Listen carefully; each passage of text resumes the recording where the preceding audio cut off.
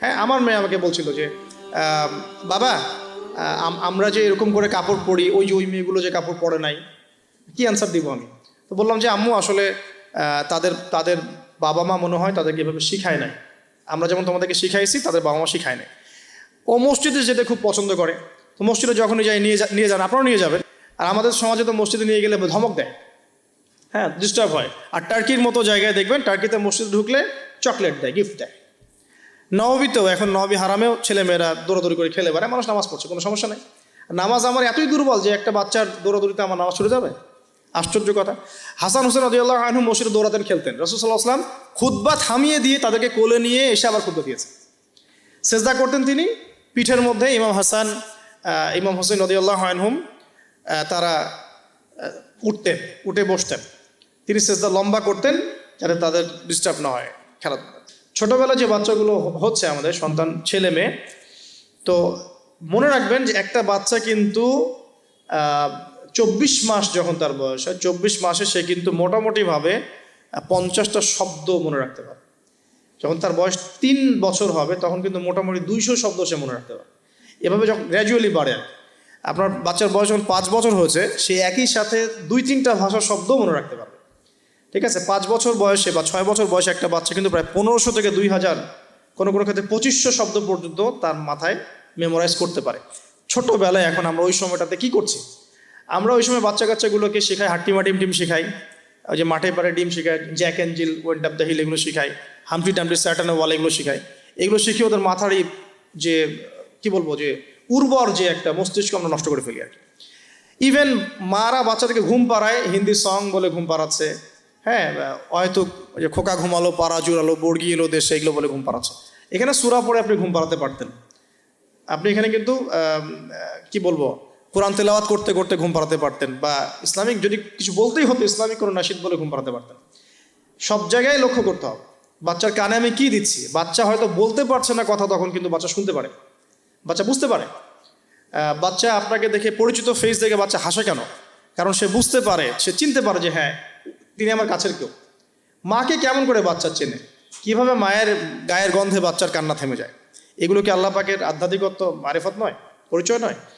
তো এগুলো খেয়াল রাখতে হবে। মায়েরা যখন বাচ্চাকে প্রতিপালন করবেন, ব্রেস্ট ফিডিংয়ের আগে বিসমিল্লাহ বলতে হবে। সে তো বিসমিল্লাহ বলতে পারছে না, আপনাকে বিসমিল্লাহ বলতে হবে। হ্যাঁ, তাকে ঘুম পাড়াবেন ইসলামিক নাশিদের মধ্য দিয়ে, অথবা সূরা তেলাওয়াতের মধ্য দিয়ে, কেরাতের মধ্য দিয়ে, সূরা ইখলাস পড়ে ঘুম পাড়াবেন। তাকে ঝাড়ফুঁক করবেন, তার গায়ের মধ্যে এত কিছু বেঁধে না দিয়ে তাকে সকাল সন্ধ্যা ঝাড়ফুঁক করবেন। এবং কয়েকটা দোয়া আপনি কন্টিনিউয়াসলি করবেন। আমি বলে দিই দোয়াগুলো। একটা সূরা আলে ইমরানের মধ্যে আছে, সূরা প্রথম দিকে আছে, সূরা আলে ইমরানের শুরুতে একটা দোয়া আছে যে রব্বি ইন্নী নাযারতু লাকা মা ফি বাতনি মুহাররারান ফাতাকাব্বাল মিন্নী ইন্নাকা আনতাস সামিউল আলিম। এটা একটা দোয়া। আর একটা, এটাও সূরা আলে ইমরানে আছে প্রথম দিকেই, যে রব্বি হাবলি মিন লাদুনকা যুররিয়াতান তাইয়্যিবা ইন্নাকা সামিউদ দুআ। এটাও একটা দোয়া আছে সূরা আলে ইমরানের প্রথম দিকে। সূরা ফুরকানের 74 নম্বর আয়াতে একটা দোয়া আছে, রব্বানা হাব লানা মিন আজওয়াজিনা ওয়া যুররিয়াতিনা কুররাতা আ'ইউন ওয়াজআলনা লিল মুত্তাকিনা ইমামা।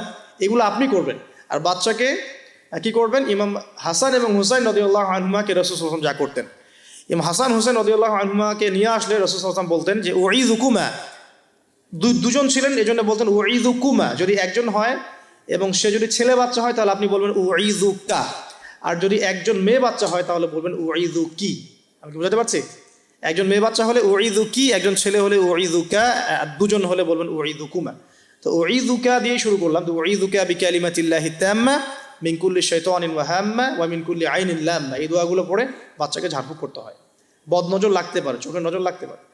তো এই দোয়াগুলো করা, পাশাপাশি সূরা ফালাক, নাস, ইখলাস এগুলো পড়ে ঝাড়ফুঁক করা, সূরা ফাতিহা পড়ে ঝাড়ফুঁক করা, বাচ্চা ভালো থাকবে ইনশাআল্লাহ। বাচ্চাকে যে ঘরে রাখবেন সেখানে কোনো প্রকার ছবি মূর্তি রাখবেন না। বাচ্চা রাত্রেবেলা ভয় পেয়ে কাঁদতে পারে, এগুলো করতে যাবেন না। ফিডিংটা ভালো দিবেন, ব্রেস্ট ফিডিং চেষ্টা করবেন।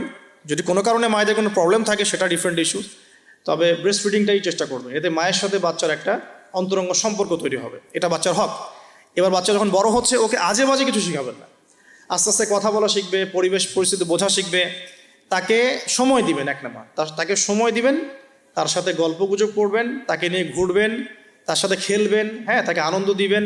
আপনি আপনার টাইমের একটা অংশ তার জন্য ফিক্স রাখবেন, যে বাচ্চার জন্য ফিক্স রাখবেন।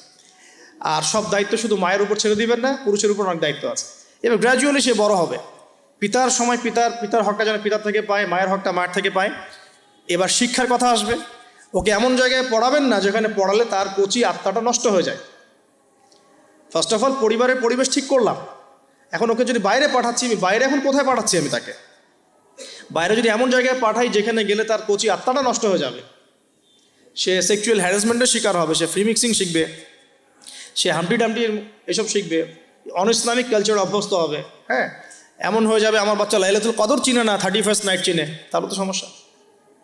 তাহলে ওকে আমাকে পড়াশোনার ক্ষেত্রে এমন এনভায়রনমেন্ট দিতে হবে যে এনভায়রনমেন্টটাতে সে দুনিয়ার জ্ঞানগুলো অর্জন করতে পারে, পাশাপাশি পরকালীন জ্ঞান অর্জন করতে পারে, আল্লাহকে চেনে, রাসূলকে চেনে, কোরআনকে চেনে, হাদিস সুন্নাহ এগুলো যেন চেনে এবং জানে।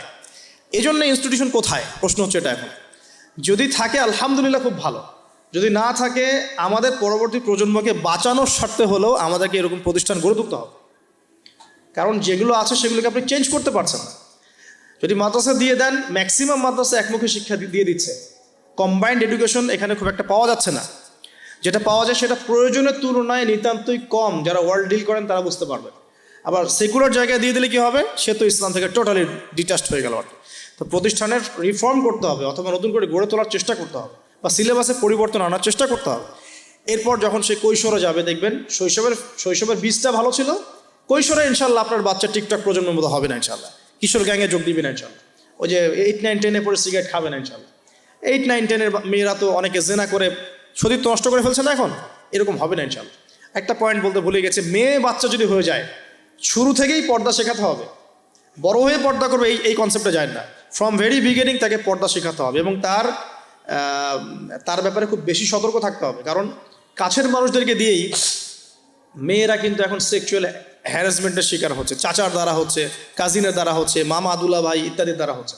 সো এইগুলো বাসার মধ্যে অ্যালাউ করবেন না। আমি তো বলি যে মেয়ে বাচ্চাকে কার কোলে তুলে দিচ্ছেন সেটা তো সতর্ক থাকতে হবে। কার কোলে বাচ্চাকে তুলে দিচ্ছেন, কারণ ম্যাক্সিমাম মানুষই তো পর্নোগ্রাফিতে আসক্ত না এখন। ওর কাছে তো বাচ্চা কিছুই না, বাচ্চা মানে ওর কাছে একটা বস্তু, ও তো বাচ্চাকে পেলে ওটা করে রেখে দিবে একেবারে। এটা হচ্ছে না অ্যাভেলেবল এখন। সো বাচ্চা মেয়েদের ক্ষেত্রে আরও বেশি সতর্ক থাকতে হবে। প্রয়োজনে মহিলাদের স্বতন্ত্র মাদ্রাসা গড়ে তুলে সেখানে আপনার মেয়েকে পড়াশোনা করান, এবং আপনার স্ত্রীকে সেই মাদ্রাসায় দায়িত্ব দেন। আপনার স্ত্রীকে সেখানে কাজে ইনভলভ করেন যেন সে মনিটর করতে পারে। আর সিসি ক্যামেরার কোনো বিকল্প নাই, রাখতেই হবে।